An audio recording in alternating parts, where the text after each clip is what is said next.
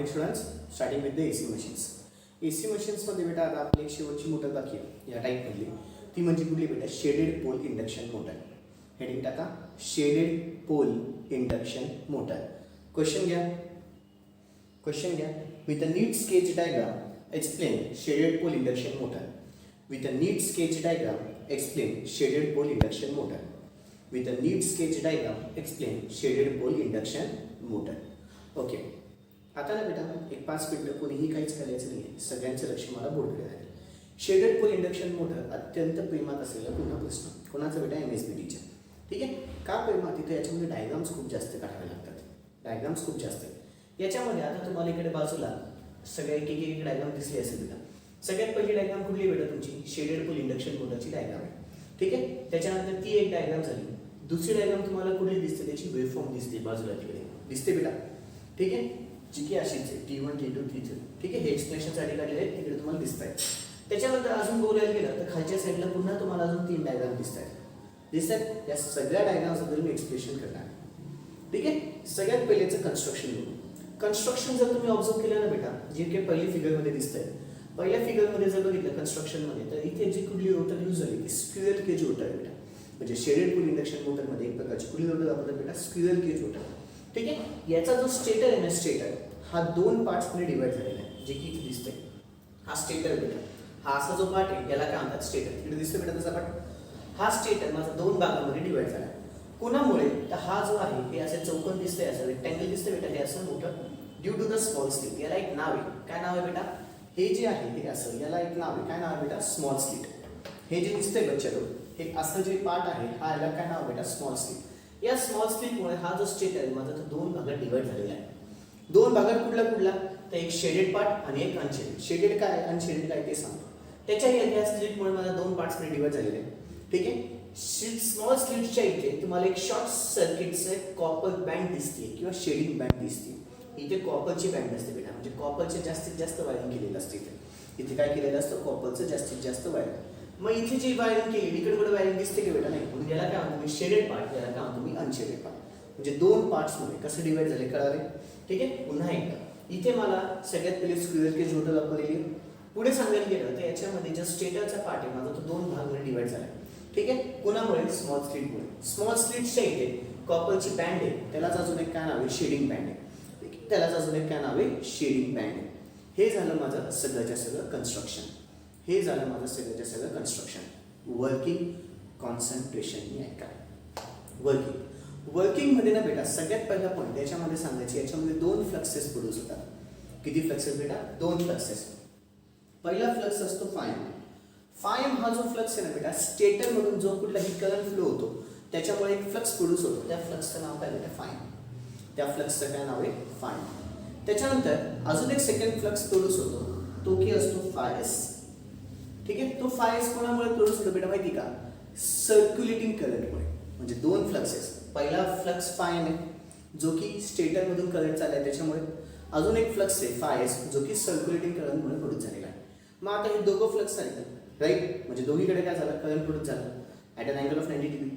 पुन्हा flux produce झाला, rotating magnetic field torque produce झालं, रोटर पळायला चालू झालं. पण इथे मला ते सांगायचं नाही. हे सगळं झालेलं आहे. इथे फक्त 2 फ्लक्स प्रोड्यूस होतात ते सांगायचे. कुठले? फायम आणि फायस. फायम कोणामुळे असतो? तर स्टेटर करंटमुळे. फायस कोणामुळे असतो? तर सर्क्युलेटिंग करंटमुळे. पुढचं बोलायला गेलं ना बेटा, आता अतिशय महत्त्वाचे मुद्दे. इथे खालच्या साईडला तुम्हाला 3 फिगर दिसत आहेत बेटा. 3 फिगरमध्ये आता ही फिगर किंवा मग तिकडची फिगर तिकडे दिसते, ती आणि ही सेमच आहे बेटा. ॲट इन्स्टंट T1 ही जी लाईन आहे बेटा, ही कोणाची बेटा? करंटची. म्हणजे ही जी लाईन दाखवली ही कोणाची? करंटची. ॲट इन्स्टंट T1 माझा करंट वाढतोय, राईट? माझा करंट काय होतोय? वाढतोय. ॲट इन्स्टंट T1 करंट काय होतोय? वाढतोय. करंट वाढला. करंट वाढताना ॲट इन्स्टंट T1 ची ही फिगर आहे, ॲट इन्स्टंट 2 ची दुसरी आहे, ॲट इन्स्टंट T2 ची तिसरी आहे. ठीक आहे. ॲट इन्स्टंट T1 करंट माझा वाढतोय. तो वाढणारा करंट जो आहे ना बेटा, तो EMF त्याला अपोज करतो. त्याला काय करतो? अपोज करतो. EMF ने अपोज केलं म्हणजेच फायस पण त्याला अपोज करतो बेटा. अपोज केल्यामुळे जो माझा रिझल्टंट फ्लक्स आहे म्हणजे फायनल फ्लक्स असतो तो बेटा अनशेडेड पार्टमध्ये राहतो. कुठल्या पार्टमध्ये राहतो? अनशेडेड पार्टमध्ये. ठीक आहे. आता पुढचं काही एक्सप्लेन करायच्या आधी मी तुम्हाला थोडंसं एक सांगून देतो. जर तुम्ही तिघं फिगर नीट ऑब्झर्व केले, resultant flux, resultant flux, resultant flux, तिघांमधला रिझल्टंट फ्लक्स बघा. रिझल्टंट फ्लक्स पहिल्या फिगरमध्ये तुम्हाला बऱ्यापैकी तो डाव्या बाजूला उजव्या बाजूला दिसत असेल बेटा. जास्तीत जास्त उजव्या बाजूला दिसतोय बेटा. ठीक आहे. सेकंड फिगरमध्ये T2 ला तो मध्यभागी आलेला आहे आणि T3 ला तो शेडेड पार्टमध्ये गेलेला आहे. म्हणजे T1 ला बघायला गेलं तर तो अनशेडेड पार्टमध्ये असं म्हणता येईल. T2 ला बघायला गेलं तर एकदम सेंटरला आहे असं म्हणता येईल. आणि T3 मध्ये बघायला गेलं तर तो शेडेड पार्टमध्ये आहे असं म्हणता येईल. दिसतंय बेटा? काय बोललो काही नाही कळालं? पुन्हा एकदा T1 ला बघायला गेलं तर तो कुठला आहे? अनशेडेड पार्टमध्ये. T2 ला बघायला गेलो तर सेंटरमध्ये. T3 ला बघायला गेलो तर तो शेडेड पार्टमध्ये. ठीक आहे. मग पुन्हा ॲट इन्स्टंट T1 च्या इथे करंट माझा वाढत चाललाय. ठीक आहे. तो वाढणारा करंट EMF त्याला अपोज करेल. EMF ने अपोज केलं म्हणजे स्पायसने अपोज केलं. त्याच्यामुळे माझा जो रिझल्टंट फ्लक्स आहे तो अनशेडेड पार्टमध्ये राहिला आहे. ठीक आहे. आता at instant T2 second case. At instant T2 च्या इथे काय होतं बेटा? ना करंट वाढतोय, इथे ना करंट एक्झॅक्टली इथे ना करंट वाढतोय ना करंट कमी होतोय. ना करंट वाढतोय ना करंट कमी होतोय. करंट कसा आहे? कॉन्स्टंट आहे.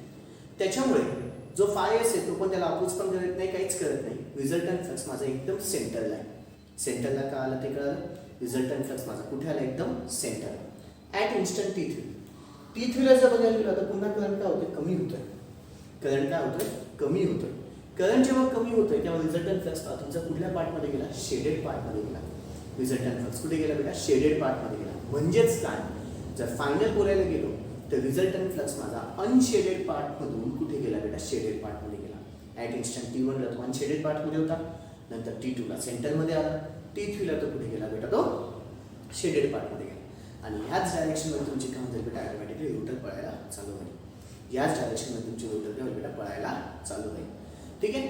बरं, हे सगळं होताना ना बेटा याच्यामध्ये ना याचे दोन ॲडव्हान्टेजेस आहेत. दोन ॲडव्हान्टेजेस काय बेटा? हे सगळेच मी shaded pole induction motor cheap आहे आणि अजून सिम्पल इन कन्स्ट्रक्शन.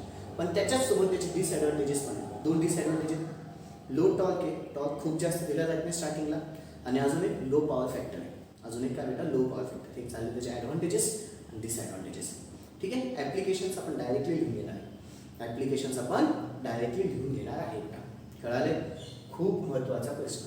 ठीक आहे. ही व्हिडिओ कमीत कमी 1-2 वेळेस पुन्हा एकदा रिपीट बघा म्हणजे तुमच्या लक्षात येईल काय झाले काय नाही. कळाले बेटा? ओके. आता हेडिंग क्वेश्चन लिहिलेलाच सगळ्यांनी. आता व्हिडिओ पॉज करून सगळ्याच्या सगळ्या तुम्हाला जे फिगर्स दिसत आहेत सगळ्या फिगर्स काढायच्या आहेत. सगळ्या फिगर्स काढायच्या आहेत बेटा. सगळ्याच्या सगळ्या फिगर्स काढायच्या आहेत. ओके. व्हिडिओ पॉज करून सगळ्या फिगर काढायच्या आहेत. ओके. फिगर झाले असतील लिखा पुढे. The above figure shows the construction of shaded pole induction motor. The above figure shows the construction of shaded pole induction motor. The above figure shows the construction of shaded pole induction motor. Puts a point. It consists of a squirrel cage rotor. It consists of a squirrel cage rotor. It consists of a squirrel cage rotor. Puts a point. The stator pole here is divided into the two parts. The stator pole here is divided into the two parts. The stator pole here is divided into the two parts with the help of the slit. With the help of the small slit. With the help of the small slit. The stator pole here is divided into two parts with the help of the small slit. Puts a point. The smaller portion is covered with the thick short circuit copper wire. The smaller portion is covered with the thick short circuit copper wire. The smaller portion is covered with the thick short circuit copper wire called as copper band. Called as copper band. Called as copper band or shading band. Called as copper band or shading band. Puts a point. Working. Working. When the stator winding carries the current, it produces the flux phi m. When the stator winding carries the current, it produces the flux phi m. When the stator winding carries the current, it produces the flux phi m. Puts a point. Circulating current produces another flux. Circulating current in the band. Circulating current in the band produces another flux. Circulating current in the band produces another flux called as phi s. Circulating current in the band produces another flux called as phi s. पुढचा point. At instant t1 the current is maximum. At instant t1 the current is maximum. At instant t1 the current is maximum. Hence the induced EMF tries to oppose it. Hence the induced EMF tries, T-R-I-E-S, tries to oppose it. Tries to oppose it. And hence the flux phi s also opposes it. And hence the flux phi s also opposes it. And hence the flux phi s also opposes it.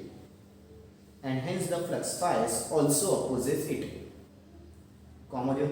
Due to which the resultant flux lies in the unshaded region. Due to which the resultant flux lies in the unshaded region. Due to which the resultant flux lies in the unshaded region. Unshaded region. What's the point? At instant t2 the current is constant. At instant t2 the current is constant. Hence the EMF induced and the flux are negligible. Hence the EMF induced and the flux are negligible.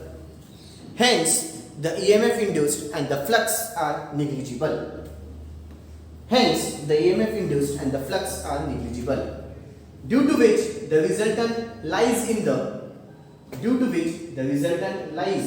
LIES lies in the center of the pole. Due to which the resultant lies in the center of the pole. Due to which the resultant lies in the center of the pole. What's the point? What's the point? At instant t3 the current goes to the minimum. The current goes to the minimum. Hence the induced EMF and the flux opposes this. Hence the induced EMF and the flux opposes it. Hence the induced EMF and the flux opposes it. Due to which in the shaded part. Due to which the resultant lies in the shaded part. Due to which the resultant lies in the shaded part. Puts a point. Thus the resultant moves from